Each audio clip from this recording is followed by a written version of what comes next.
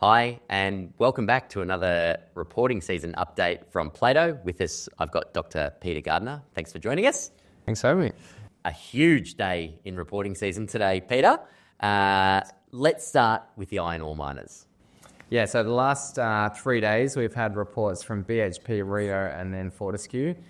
They've all been kind of disappointing updates, albeit the market had largely expected it and they've underperformed quite a bit over the last kind of few months as a result. But overall with BHP, its NPAT was down 23%.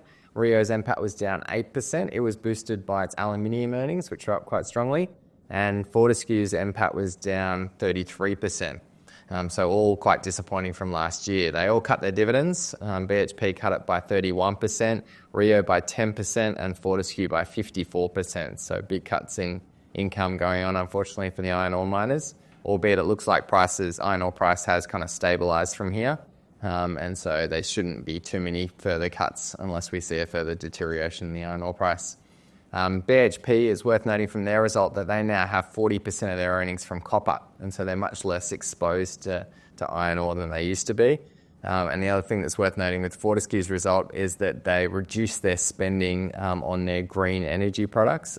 So as you know, they've been trying to kind of boost the amount they're getting from hydrogen, and they're dialing back that expenditure, which should be good for shareholders going forward. Another big result was Wesfarmers. Talk to me about what's going on in the consumer part of the market.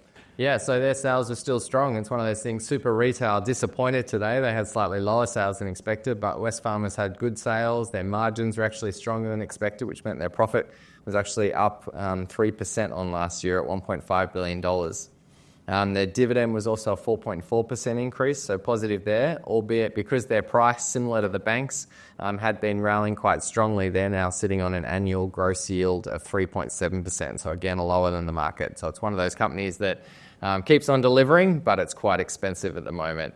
The strength in theirs came from Bunnings and Kmart, which are doing quite well. Okay, another Australian stalwart in investors' portfolios is often Telstra. How was that result? Yeah, so Telstra was a good result, which was good for us. We're overweight Telstra at the moment, and we do like it. They increased their dividends from 9 cents to 9.5 cents per share.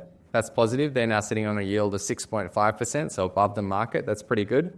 Their profits are up 7.1% on last year, which was driven by their mobile revenue increasing. And so they've been able to increase prices.